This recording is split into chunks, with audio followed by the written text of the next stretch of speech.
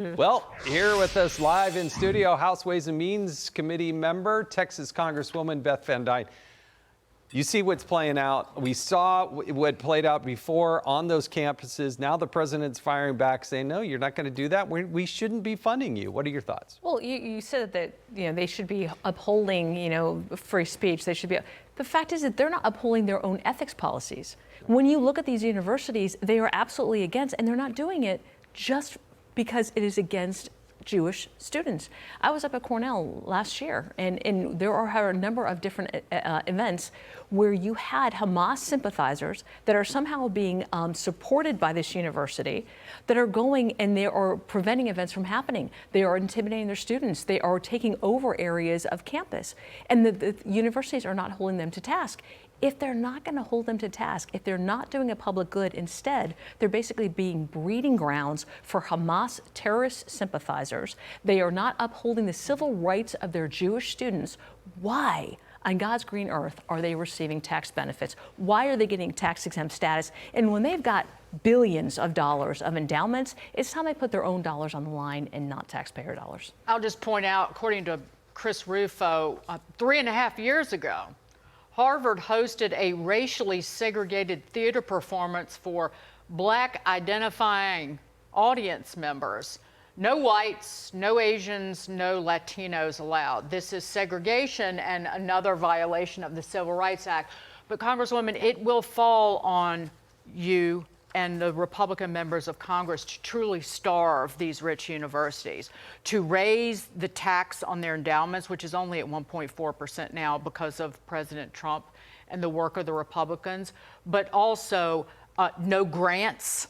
That's a huge benefit to them, just billions upon billions of dollars.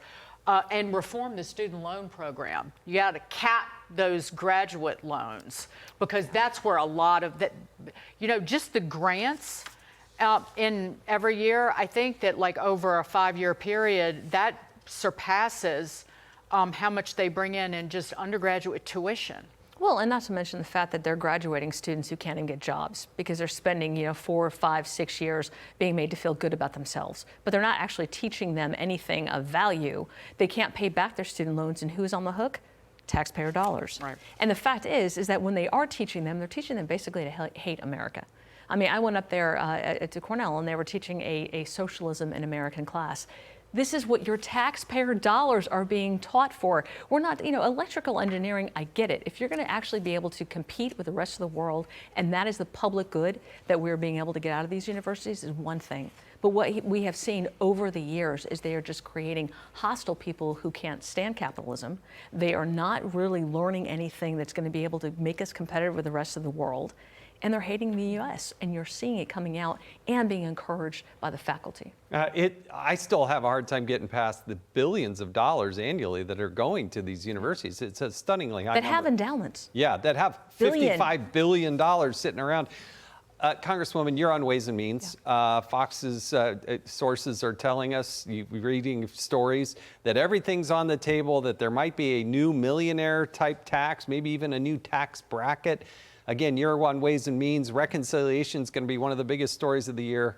Is this a possibility that there's going to be a tax increase? Well, we're obviously working on this big, beautiful bill, right? I mean, It's a $4.5 trillion number is that what we're looking at. So we're looking for pay-fors. But where we're looking for pay-fors is in ridiculous programs that were created under the Biden administration, whether or not that's the IRA that, promised that we're going to have Inflation Reduction Act, but they did the exact opposite. There are literally trillions of dollars in that we can pull back on. I have not been in conversations where we're talking about increasing taxes. We are talking about controlling government spending, and we're talking about increasing economic growth, which means the tax cuts of TCJA, the Tax Cuts and Jobs Act that was put forward in 2017, we need to see those provisions extended. What we found was that actually increased our economic growth. It made our American businesses competitive.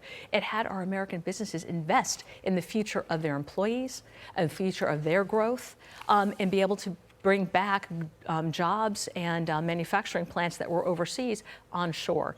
That is the type of growth that we're looking for. That is the focus of this bill, and that's why we need to get it passed sooner rather than later. Right. You can't be half pregnant, and you cannot raise some taxes without destroying the Laffer curve. And we're going to talk to Art Laffer later. Why are you laughing? No, that's a good way of putting it. Halfway pregnant is. I don't want to yes. hear hike. I want to hear cut. Yes. Taxes and spending. Exactly. Congresswoman Beth Van Duyne, great to see you. Great to Thank see you so you much. too.